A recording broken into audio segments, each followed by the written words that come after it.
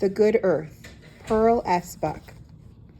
Wang Lung's Marriage, Chapter 1. It was Wang Lung's wedding day. As he woke, he heard his father coughing. Every morning, this was the first sound Wang Lung heard. Through the small open window, he could see the morning sky.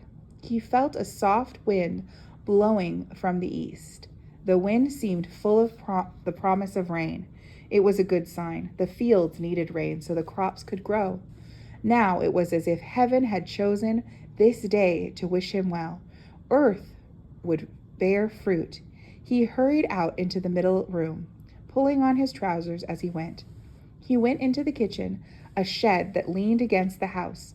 Both kitchen and house were made of earthen bricks dug from Wang Lung's fields.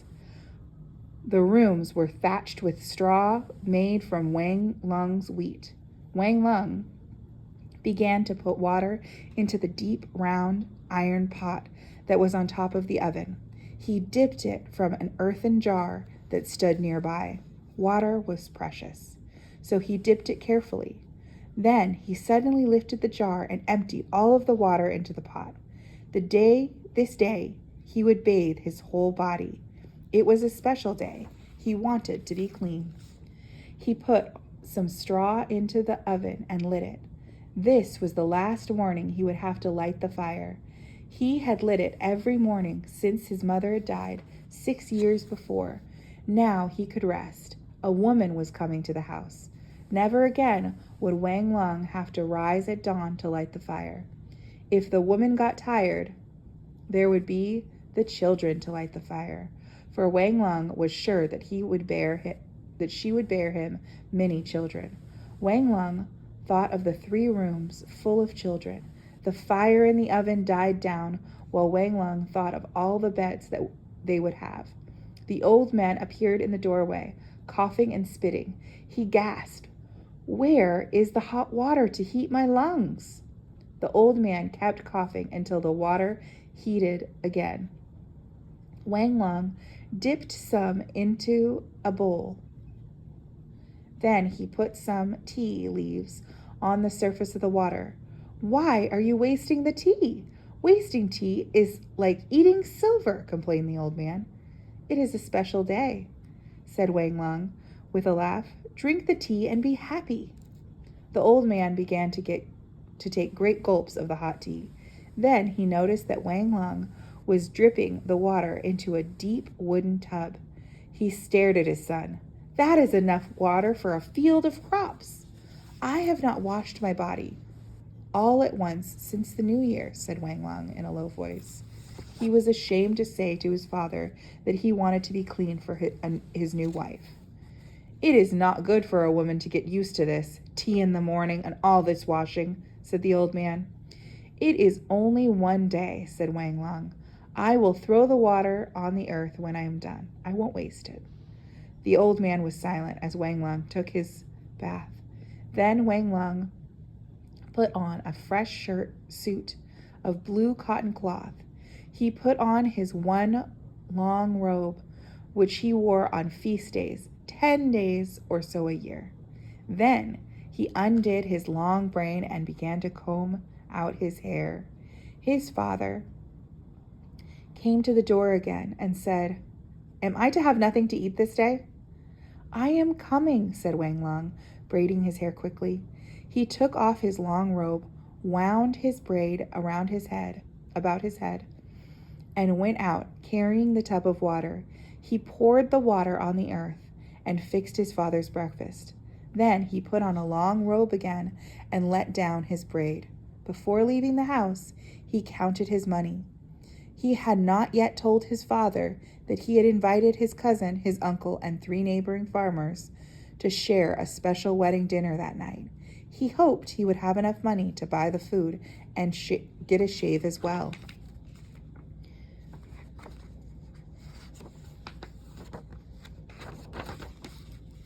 He went out into the early morning, walking on the narrow path. In the near distance, the gray city wall arose. Inside the gate stood the great house where the woman lived. The only thing Wang Lung knew about her was that she was not pretty. When he had first heard this, he was disappointed, but his father had said, What would we do with a pretty woman? We must have a woman who will keep the house, bear children, and work in the fields. Would a pretty woman do these things? Wang Lung knew his father was right about the kind of woman they needed. But today was the day Wang Lung could go and get her. He walked into the city and soon was on the streets of barbers. He went to one of them and sat down on a stool. The barber began to pour hot water from the kettle into a brass basin. Shave everything? He asked in a professional tone. My head and face, said Wang Lung. The new style is to cut off the braid, said the barber. I cannot cut it off without asking my father, said Wang Lung. So the barber shaved off all but the round spot of hair. Now Wang Lung was ready to meet his new wife. On the way to the great house, he bought some pork, beef, and fish for a wedding feast. He also bought a pair of incense sticks. When he got to the great house, he felt very nervous. The gate man at the house, who was polite only to the rich people, was rude to Wang Lung. He even demanded money before he would let him in. Finally, after passing through many rooms, Wang Lung was led to a large room. There, he saw an old woman sitting on a raised bed platform. Beside her was an opium pipe, which she smoked from time to time. Her eyes were small, sharp, and sunken in her thin and wrinkled face. Have you come for the slave called Aloud? She asked. I remember we promised her to some farmer. Are you that farmer? Yes, I am, replied Wang Lung. Call Aloud quickly, said the old woman to her slave. Moments later, the slave returned, leading a square, rather tall figure. The woman was dressed in a clean blue cotton coat and trousers. Wang Lung glanced at her quickly, his heart beating. This man has come for you, said the old woman. Are you ready? The woman answered slowly, as an echo. Ready. Wang Lung liked her voice. It was not too loud or too soft. It was plain and pleasant. Her hair was neat and smooth, and her clothes were clean. He saw with disappointment that her feet were not bound, but he could not think about that, for the old woman was speaking to him. She said, Lan has been here for 10 years, since she was 10 years old. I bought her in the year of a famine, when her parents had nothing to eat. You see that she is strong. She is not beautiful, and she is not very smart, but she will do what she is told. Then to the woman she said, Obey him and bear him many sons. Bring the first child to see. Then Wang Lung and Olan left. When he turned to look at her, he could see that she was not pretty, but she was not ugly either. She had a square, honest face, and he was pleased with her. As they walked back to his house, Olan followed 6 paces behind Wang Lung. They stopped at the western field at the small temple that Wang Lung's father had built. Inside the temple were 2 small earthen figures, the earth god and his lady. Together, Wang Lung and Olan stood before the gods of their fields. They lit the incense that Wang Lung had bought earlier. They stood there in a complete silence, side by side, as the incense burned. This was the moment of their marriage. Then they picked up the food Wang Lung had bought and went home. When they got there, Wang Lung said, There are 7 people to feed. Can you prepare this food? I have been a kitchen slave for the past 10 years, she said. I cooked for every meal. Later, Wang Lung asked her to serve the dinner. She said, I will hand you the bowls if you put them on the table. I do not like to come out before men. Wang Lung was proud of his wife's modesty, just as she was proud of her cooking.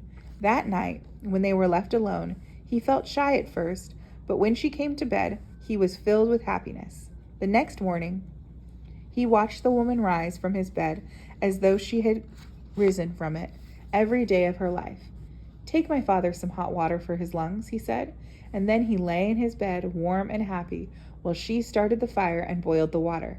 Suddenly, he wanted her to like him as her husband, and then he was ashamed.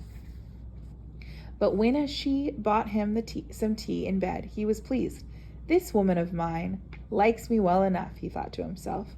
Over the next few months, Olan worked hard. She kept the house clean, cooked the meals, mended the old clothes, and helped Wang Lung in the fields. She also went out and gathered grass, twigs, and leaves for fuel. It pleased Wang Lung that they didn't have to buy fuel any longer. One day, she told Wang Lung that she was expecting a child. He was happy and proud.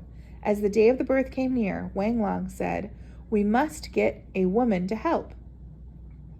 We will ask someone from the great house." "No," said the woman. "When I return to that house, it will be with my son in my arms. He will be wearing a red coat, red flowered trousers, a red hat, and tiger-faced shoes. I will wear new shoes and get a black satin coat. I will show myself and my son to all of them." Wang Lung was surprised to find that she had such a plan. He gave her 3 pieces of silver so she could buy cloth for the new clothing. Later, he sat thinking of the silver. Before, when he had given silver to anyone, it had been like taking a piece of his life and giving it away. But this time, such giving was not pain. He saw the silver changed into something worth more than itself, clothes for his son. When the time came, Olan would have no one with her. She wouldn't let Wulong into the room. He could hear her loud panting, like whispered screams. But she made no other sound. When he could stand it no longer and was about to break into the room, he heard a fierce cry. "Is it a boy?" he asked, forgetting to ask how Olan was. She answered as faintly as an echo, "A boy." "I suppose we shall have no more peace in this house now," he said to himself proudly. Later, Olan called him into the room. She was lying in the bed. Beside her, wrapped warmly, lay his son. For a moment he could hardly speak. He was so happy. His heart rushed out to the 2 of them. Finally, he said, "Tomorrow I will buy a basket full of eggs and dye them all red for the village. Everyone will know I have a son." Chapter 2. Changes in Fortune. The day after the child was born, Wang Lung bought 50 eggs and some red dye. He also bought a pound of red sugar for Olan. The sugar deliverer asked, smiling, "Is it for the mother of a newborn child, perhaps?" "A firstborn son," said Wang Lung proudly. "Ah, good fortune," said the man. The sugar delivery said this every day to someone, but to Wang Lung it seemed special. He felt that there was never a man as lucky as he. But then he felt a pang of fear. It was not good in this life to be too fortunate. There were spirits who did not like it if poor people were too happy. For protection, he bought 4 sticks of incense, 1 for each person in his house. He burned these at the temple of the gods of the earth. Then he went home feeling better. Soon, Olan was back in the fields, working by Wang Lung's side. She worked all day as the child lay asleep on an old torn quilt on the ground. When he cried, she stopped her work to nurse him. She had more than enough milk for the child, greedy though he was. The child was fat and happy. When the winter came, they had plenty of food. They had dried onions and garlic. There were great jars filled with wheat and rice. There was dried meat hanging from the rafters. Wang Lung had saved this food to sell for the snow when the snow fell. He would sell when people in town would pay well for food. When the child was 1 month old, they had a feast of noodles. which mean long life. Everyone in the village envied Wang Lung because of his great fat son with high cheekbones. There is not another child like this in a dozen villages, thought Wang Lung. He is smarter than any of the children of my brother. Wang Lung's home was filled with more warmth and plenty than any in the village. He and Aloud worked hard and were happy with each other. If an earthen jar leaked, Aloud did not throw it out like other wives did. Instead, she would mix earth and clay and repair the jar. By the end of the year, Wang Lung had more silver pieces than he needed. He hid the silver in a hole dug in the wall behind his bed. Aloud covered the hole with a clot of earth, and it looked as if nothing was there. But to Wang Lung and Aloud, it gave a feeling of secret richness. On the second day of the new year, Wang Lung and Aloud rose at dawn. Aloud dressed the child in the red coat, hat, and tiger face shoes she had made. Then Wang Lung and Aloud put on their new black coats. Carrying the child and some colorful New Year's cakes that Aloud had made, they set out for the house of Huan. The gateman showed a new respect for Wang Lung. As he looked at the new clothes and the healthy baby, he said, "Sit in my room. I will announce your wife and child in the inner courts." As Wang Lung waited, he was served tea by the gateman's wife, but he did not drink it, acting as if the quality of the tea were not good enough for him. When Aloud and the baby finally returned, Wang Lung could see that she had something to tell them. On their way back from home, Wang Lung looked over his shoulder as she followed him. "Well?" he asked. She came up closer and whispered, "Money must be tight in the great house this year. The old mistress was wearing last year's coat. None of the slaves had no new coats like mine. As for our son, there was not a single child in there as beautiful or as well dressed." A slow smile spread across her face. Wang Lung laughed out loud. "Did you find out why they are poorer?" he asked. "I had only a minute to talk to the cooks. She told me that the young lords in the house are spending money like water. The old mistress is using a lot of opium. They must sell some of their land because they need the money." "Sell their land," said Wang Lung. "Then indeed they are growing poor. Land is one's life." Then a thought suddenly came to him. "We will buy it." "It is a good thing to buy land," said Aloud. "It is better than putting money into a mud wall." And again a slow smile spread across Aloud's face. She would be the wife of a man who owned a piece of land that had made the house of Huan great. After a long time, she said, "Last year, at this time, I was a slave in that house." And they walked on, silently thinking about this. The land that Wang Lung bought changed his life. It was more than a third of a mile from his home, and it needed a lot of work to make it suitable for planting. He worked long hours each day with Aloud at his side. When Wang Lung noticed one day that again Aloud was with child, he was annoyed. He could only think that during the harvest she would be unable to work. One autumn morning, she put down her hoe and crept into the house. Wang Lung did not even go home for his noon meal, for the rice was ripe for the gathering. Later that day, before the sun set, she was back by his side. He thought about saying, "For this day you have done enough." But instead he said, "Is it a male or a female?" She answered calmly, "It is another male." They said nothing more, but he was pleased. They worked side by side until the moon rose, and then they went home. When Wang Lung had eaten his meal and washed up, he went to see his second son. As he looked at the healthy baby, he thought to himself that this woman brought him nothing but good fortune. That year the harvests were good.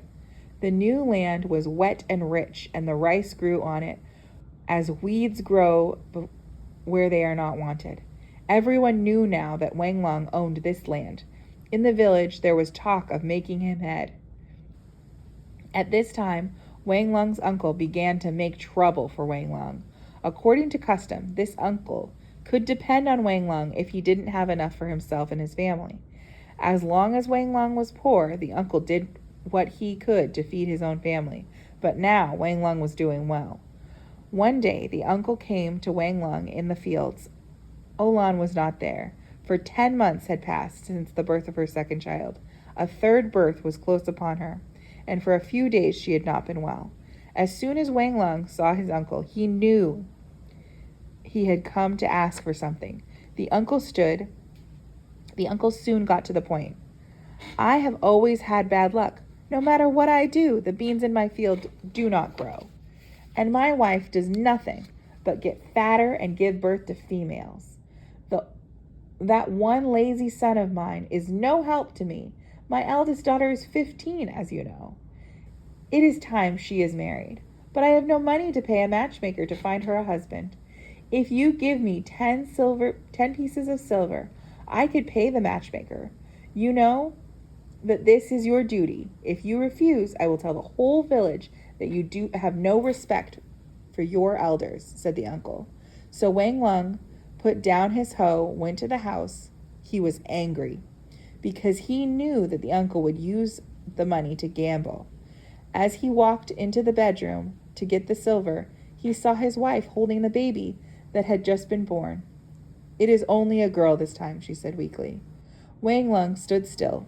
A sense of evil struck him. A girl! It seems that Wang Lung's luck was changing. Not only did he have to give silver to his uncle, but now he had a daughter.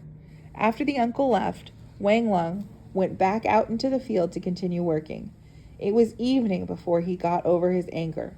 He thought of the new mouth that had come into the house that day. He thought of the fact that daughters do not belong to their parents. They were born and reared for another family. Across the pale sky, a flock of crows flew, cawing loudly. He groaned aloud. It was a bad sign.